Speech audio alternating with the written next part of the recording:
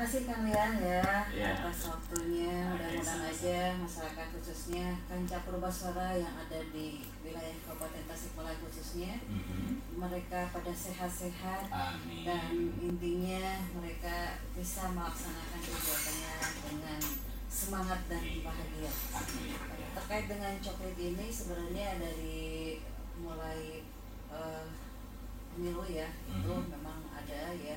Cuman berbagai macam nama itu ada coklat, ada segala macam. Cuman untuk hari ini kita di pemilu 2024 melaksanakan coklat itu berdasarkan dengan PKPU khususnya di kepemiluan Undang-Undang 7 tahun 2017, di mana coklat ini adalah berarti pencocokan dan penelitian di mana masyarakat itu akan didatangi oleh seorang petugas pendaftaran pemilih untuk bisa dicocokkan dan diteliti datanya yang berupa KTP dan juga KK, di mana hal tersebut ketika sudah terdaftar karena hari ini ya coklat ini berdasarkan data dari Kemendagri atau DP4 yang disampaikan kepada KPU untuk kemudian oleh KPU dari KPU RI diturunkan kepada KPU kabupaten kota untuk disampaikan kepada Pantarlih. Karena daerah coklat ini ada petugas nantinya yang akan mendatangi atau mencocokkan dan meneliti data-data tersebut yang disebut dengan Pantarlih. Jadi coklat ini adalah pencocokan dan penelitian terutama bagi masyarakat yang sudah berusia 17 tahun itu ya, 17 tahun sudah dan pernah menikah dan itu dibuktikan dengan dokumen. Jangan sampai ketika mereka dicocokkan kan tidak ada dokumen seperti itu kan gitu. Kemudian juga harus yang pas ya di tanggal 14 Februari nanti ya. Tapi kan sudah fix ya tanggal 14 Februari ya. Insya Allah fix ya. Hari kasih sayang ya. Kasih suara. Jadi kasih suara. Betul. Iya, Rahman Rohim. Seperti itu tentang. Iya, oke. Tadi berbicara tentang Pantarlih ya. Nah, jadi yang mengerjakannya itu Pantarlih ya. Iya, apa itu Pantarlih? Pantarlih itu adalah petugas pemutakhiran daftar pemilih. Jadi disingkat dengan Pantarlih atau juga di pemilihan kemarin itu adalah PPDP kan. PPDP tapi sama lah pengerjaannya kan. Cuma beda nama ya. Iya, sama saja, cuma istilahnya itu disingkat. PPDP itu petugas pemutahiran data pemilih sama. Pantarlih. Panjangnya petugas pemutahiran. Iya. Jangan sawaun karena sami mawon. Oke, ini waktunya dari kapan sampai kapan ini coklat ini? Kebetulan untuk coklat ini kita sudah hari ini ya sudah hampir berapa hari 20 hari. Oh berarti sudah dimulai ya? Dari mulai 12 Februari sampai dengan 14 Maret. Jadi Pantarlih itu bertugas ke lapangannya ya. Sedangkan masa kerjanya itu dimulai dari 12 Februari sampai dengan 11 April. Nah, di tenggang waktu 15 sampai dengan 11 April, mereka itu membantu PPS. PPS itu adalah panitia pemungutan suara yang ada di desa. Jadi Pantarlih ini kan nginduknya ke PPS, ya, yang ada di desa. Jadi dalam waktu tenggang waktu 15 Maret sampai dengan 11 April, mereka itu membantu PPS untuk proses penyusunan daftar pemilih sementara. Iya. Jadi sudah mulai ya, walaupun saya belum merasakan belum ada tamu belum ya. Ternyata ini apa yang harus disediakan oleh warga untuk menjawab dan mungkin mengisi apa gitu, apa yang harus disiapkan ini oleh warga? Kebetulan secara jujur ya hari ini dalam coklat ini harus disiapkan oleh warga itu adalah KTPR sama KK. KTP ya semuanya ya. KTP, iya berbasis KTP. Iya. Kalau misalnya belum punya KTP, gitu, iya betul. bisa nggak gitu, punya hak nggak untuk? Dia sudah 17 tahun. Iya 17 tahun. Sudah 17 tahun. Iya. Baru misalnya 17 tahunnya. Iya. Gimana? Kalau belum punya KTP nanti juga mereka juga sekalian mendata. Jadi Pantali itu mendata juga yang belum punya KTP untuk nanti dilakukan perekaman. Karena proses penyusunan daftar pemilih ini kan sampai dengan DPS ini kan sampai dengan 11 April ya. Kemudian untuk nanti DPT itu kan bulan Juni. Jadi sebelum bulan Juni itu kita sudah bisa, siapa yang belum mempunyai KTP tapi dia sudah berusia 17 tahun itu didata oleh kita juga. Nanti kita sampaikan kepada Disdukcapil untuk melakukan perekaman nanti. Seperti itu. Oh, jadi tetap harus atau berbasis datanya itu KTP, Iya. KTP gitu. Tapi Jadi biasanya kan yang tidak punya KTP KK juga kan di KK-nya sudah ada kan. Ya, di KK-nya kan sudah ada. Iya, Jadi betul. tapi tetap gitu ya harus proses untuk mendapatkan iktp ini ya. Harus. Wah, misalnya nggak jadi nggak sempet gitu ya gimana? Nggak sempat proses perekamannya. Iya, perekamannya. Karena mungkin banyak ya yang belum nih seperti anak-anak yang masih sekolah gitu, SMA ya terutama sekarang. Iya. Kalau pengalaman di tahun-tahun sebelumnya ya di pemilu dan pilkada sebelumnya alhamdulillah itu semua biasa terlaksana. Bahkan yang usianya 17 tahun di tanggal 14 Februari aja itu sudah bisa dimasukkan ke dalam KTP walaupun dia sudah pas gitu nih ya. Iya, betul. Itu Jadi seperti bisa buat KTP sebelum 17 tahun gitu ya. Iya, tapi nanti setelah itu diterbitkannya nanti. Cuman kita hari ini direkam dulu aja. Oh, iya. Jadi sekaligus kita juga membantu Disdukcapil untuk proses perekaman.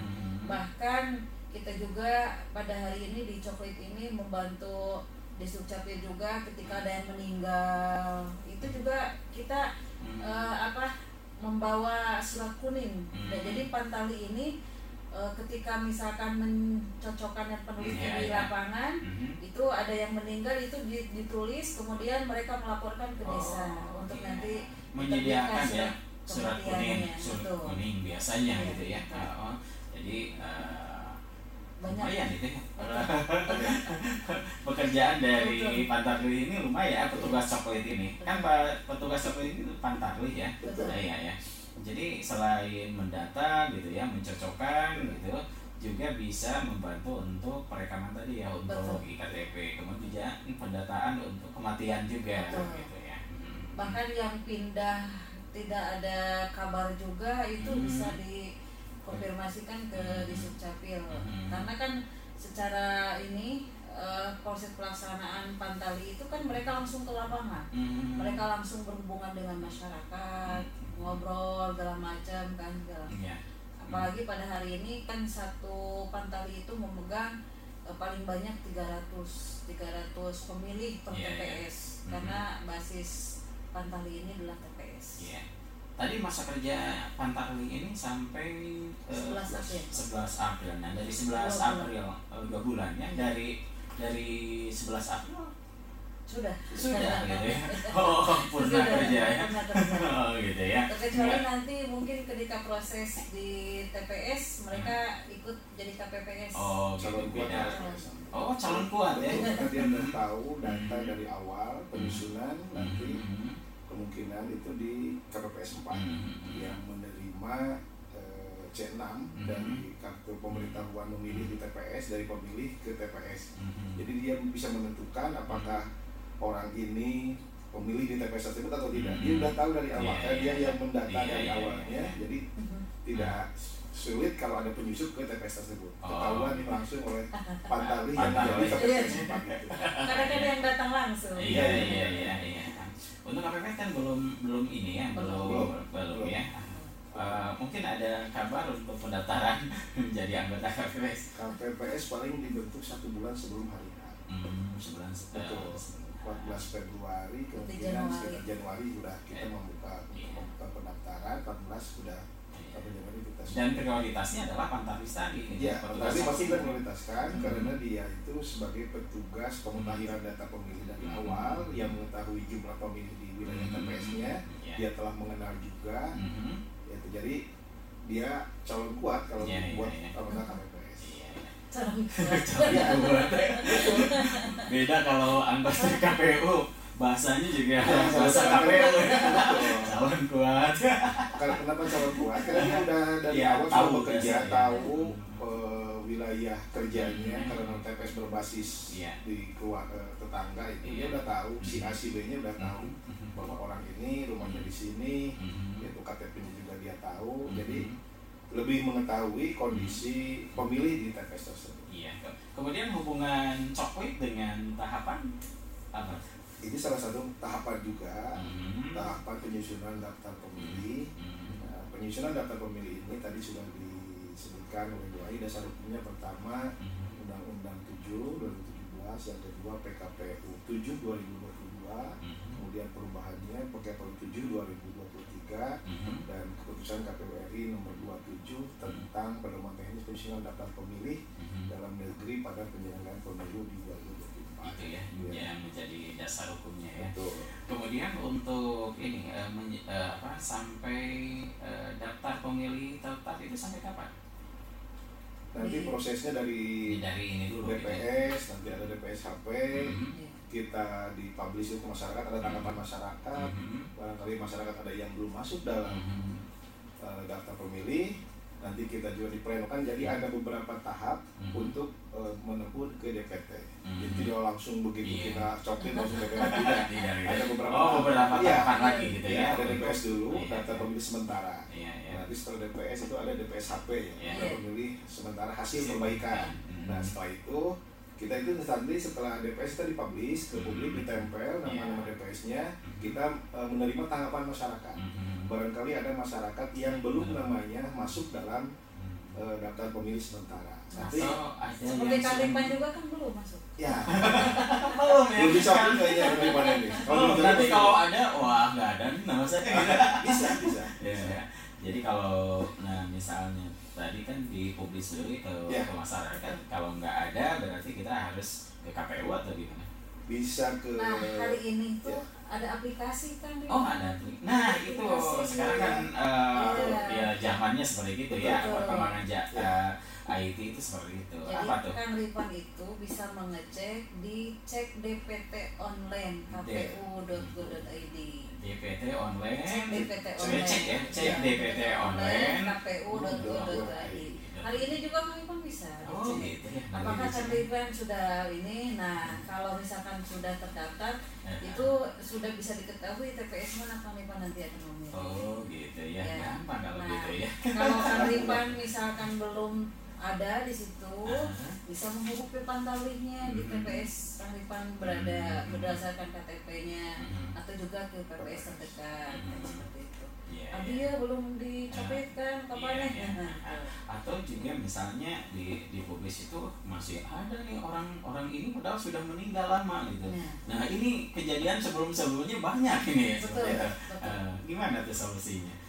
Waktu kita coklit itu sebetulnya kita sudah menyisir data-data yang meninggal tadi, yang pindah gitu. Mungkin kan misalnya gini, kita coklit tanggal 5 misalnya ke rumah tersebut, kemudian nanti setelah beres coklit ada tahapan penetapan DPS, penyusunan DPS. Nah selama ini antara coklit sebelum DPS ada yang meninggal lagi. Sementara ini udah terrekap, ini belum diupdate karena nanti ada DPS HP, daftar pemilih sementara hasil perbaikan. Nanti masuknya paling update-nya di tahapan berikutnya.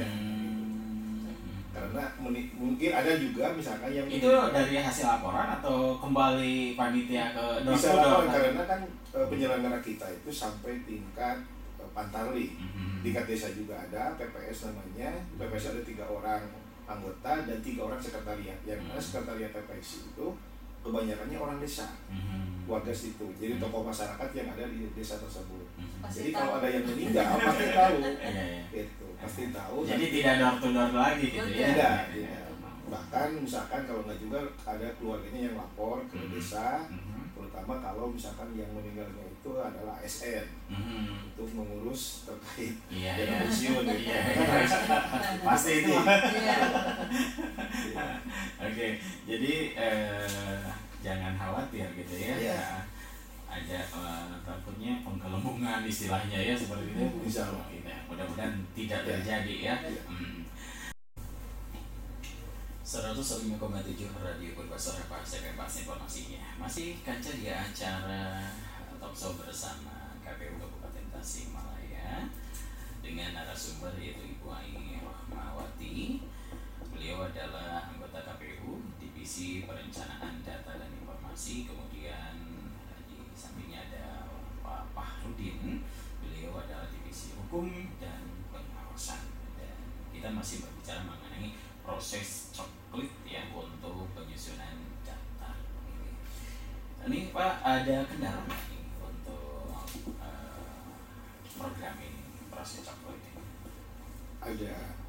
Saya kemarin dengan rekan-rekan pimpinan di KPU Kabupaten Tasikmalaya melakukan monitoring ke lapangan. Kita memonitor dan memastikan bahwa Pantarlih bekerja sesuai dengan peraturan dan regulasi yang telah ditetapkan, dan kita juga menerima masukan-masukan dari rekan-rekan penyelenggara baik dari Pantarlih maupun rekan-rekan PPS. Namun setelah dilakukan pencocokan dan penelitian oleh rekan-rekan Pantarlih di lapangan, ada beberapa daftar pemilih yang tertera di DP4. Kan itu sumbernya dari Kemendagri. Ada beberapa kendala. Pertama, ada dua suami istri, namanya misalkan pertama nama pendek Asep, misalkan dari istrinya, ciri khas ya, iya. Asep dan Ai. Kemudian nicknya itu yang Asep, misalkan nicknya ini, yang istrinya juga ini. Terus ada lagi Asep Budi misalnya satu lagi. Padahal orangnya sama, nicknya itu ada dua, berbeda. Jadi ada 4 nick di DP4. Padahal orangnya suami itu istri. Orangnya itu sama.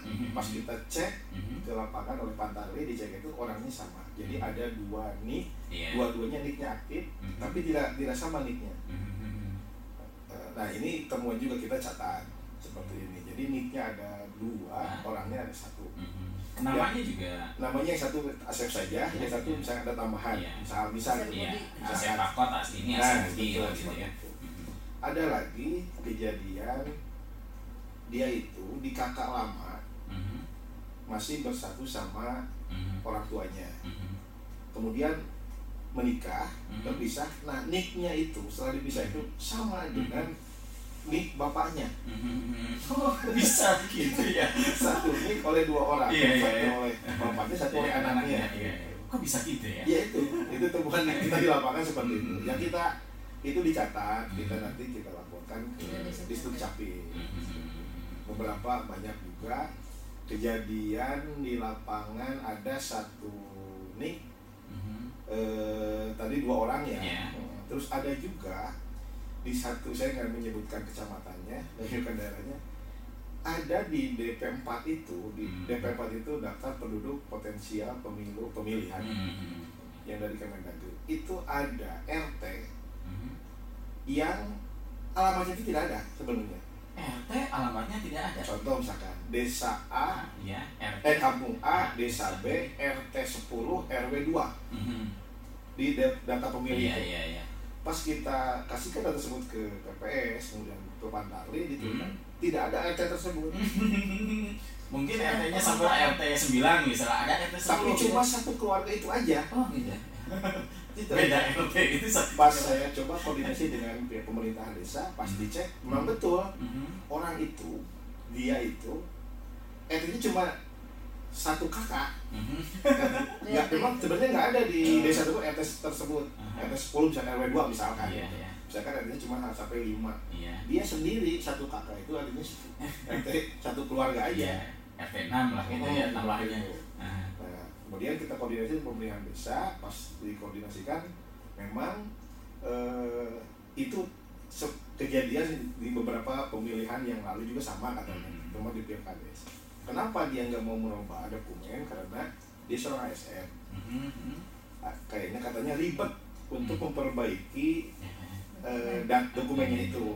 Padahal kita kalau mau misalkan kita siap membantu pihak KPU misalkan terkait, karena ini kan datanya nggak ada sebenarnya RT tersebut. Kok bisa dibentuk RT baru? Nggak tahu, itu kan dari DP4 kita Iya. menemunya itu alamatnya itu. Kita pas ke lapangan, Pak nggak ada RT ini, tapi orangnya ada, tapi bukan alamat ini. Kita catat itu seperti itu. Terus solusinya gimana tuh kalau terjadi? Tapi kita komunikasinya dengan Disduk Capil. Jadi Ya. belum ada ya. keputusan Betul. ya bagaimana Bagaimana. jalan keluarnya Ya. ya. Oke, kok bisa gitu ya? Satu nih oleh dua, Betul. sekarang dua nih oleh satu orang, Ya. bisa gitu. Nah. Kemudian sekarang RT Ya. baru gitu. Walaupun tidak ada ya. Tapi ada ya. Ya. Jadi RT apa ya? Tempat siluman. Iya.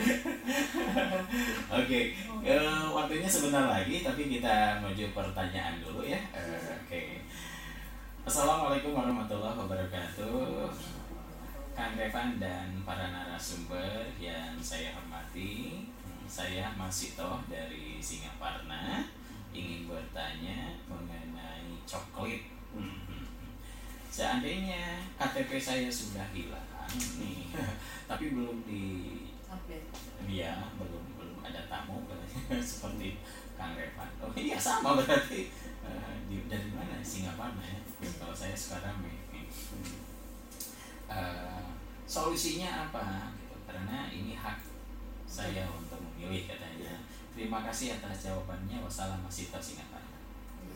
Langsung Silakan. aja. Iya, Bu Ai ya. Iya. Boleh silakan Bu Ai. Ya, Teh Masito ya. Makasih atas masukannya. Mungkin nanti kita ngecek juga ya. Karena memang proses coklat ini belum selesai ya, belum beres. Karena beresnya kan tanggal 14 Maret ya. Nanti juga kita cross check. Jadi hari ini yang harus dilakukan oleh Teh Masito adalah bisa secara online dulu tadi kan, dicek DPT online kpu.go.id. Apabila misalkan ada bisa mendatangi Pantarlih di tempat Teh Masito berada atau ke PPS, ke PPS-nya, ke desanya, karena PPS Ke desa itu lah, PPS-nya iya, di karena desa. PPS itu adanya di Di desa, desa. betul seperti itu. Jadi Teh Masito harus menghubungi ke sana untuk bisa dilakukan coklit atau datang nanti Pantarlih ke sana. Karena saya lihat juga laporan pada hari ini memang untuk Kabupaten Tasikmalaya baru sekitar 92%.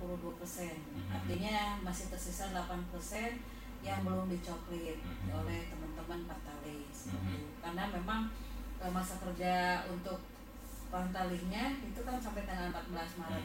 Jadi masih tersisa 6 hari ya. 6 hari dari sekarang. Mudah-mudahan setelah Teh Masito ini ya beri SMS ke sini, besok Pantarlih akan datang ke sana. Iya. Oke, makasih ya Masito ya.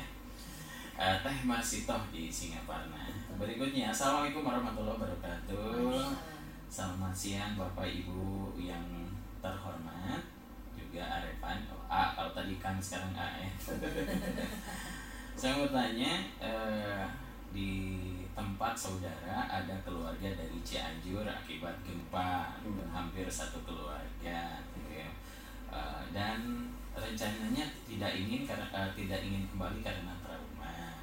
Nah, tentunya mereka tidak punya KTP karena ya amblas ya. Oke.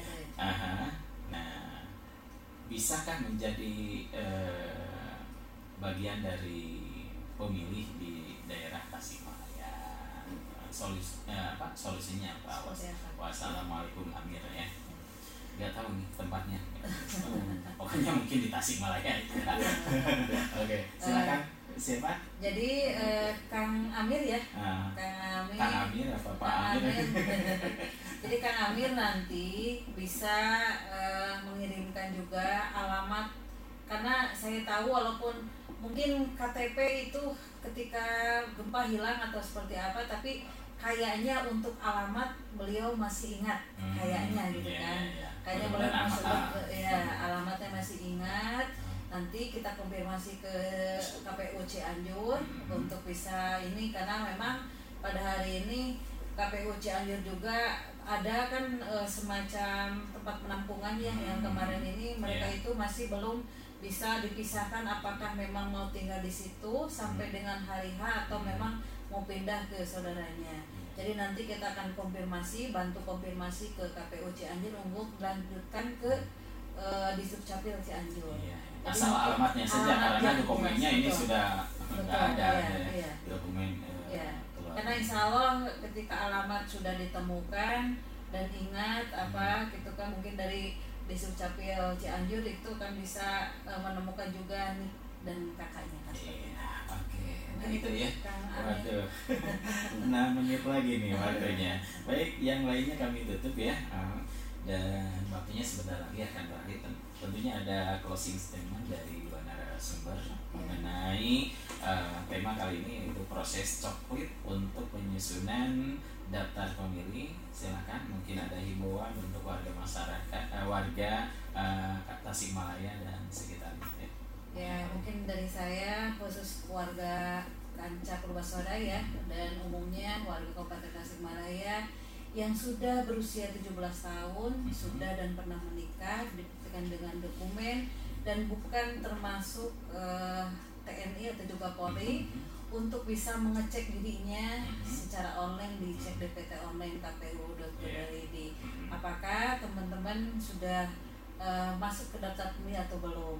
Kalaupun belum dan sudah menyiapkan KTP dan KK, bisa menghubungi Pantali atau PPS terdekat di mana KTP Kancah Purbaswara tinggal, seperti itu. Mungkin di kantor desa ya. Betul, kantor desa. Kalau ada kendala mungkin bisa menghubungi langsung ke KPU Tasikmalaya. Ada Pak Tamannya, Pak. Menambahkan boleh. Pada rekan-rekan atau Kancah Purbaswara dimanapun Anda berada, terkait proses tahapan pencocokan penelitian di KPU Kabupaten Tasikmalaya, kami mengimbau kepada para Kancah semua, pastikan saudara-saudara tercatat sebagai pemilih untuk pemilih di 2024. Karena kalau misalkan masih tidak tercatat di dalam daftar pemilih, ada karena untuk pemilih itu bisa pertama ada pemilih DPT yang ada di daftar pemilih tetap, ada juga yang menggunakan ektp. Jadi misalkan kalau masih tidak tercatat, nanti bisa juga menggunakan ektp disesuai dengan alamat yang tertera di KTP tersebut. Pastikan, karena kami semangatnya KPU itu baik melayani pemilih dan juga melayani peserta pemilu di 2024. Kami sangat terbuka kepada warga masyarakat Kabupaten Tasikmalaya. Mari kita sukseskan pemilu 2024 nanti dengan aman, lancar, dan damai. Mudah-mudahan menghasilkan pemimpin yang amanah, yang sayang kepada masyarakat dan rakyat bangsa Indonesia. Terima kasih. Oke, terima kasih Pak Fahrudin dan juga Ibu Aingi Rahmawati ya, dan terima kasih juga buat Kancah ya, terutama yang sudah menyampaikan pertanyaannya. Semoga apa yang disampaikan oleh narasumber bermanfaat untuk kita semuanya. Dan saya Arifan Seman atas nama narasumber juga, yaitu Bu Aingi Rahmawati, anggota KPU Divisi Perencanaan Data dan Informasi, dan juga Pak Fahrudin, Divisi Hukum dan Pengawasan, mengucapkan terima kasih. Selamat pagi, selamat beraktivitas, dan sampai jumpa. Wassalamualaikum warahmatullahi wabarakatuh. Waalaikumsalam warahmatullahi wabarakatuh.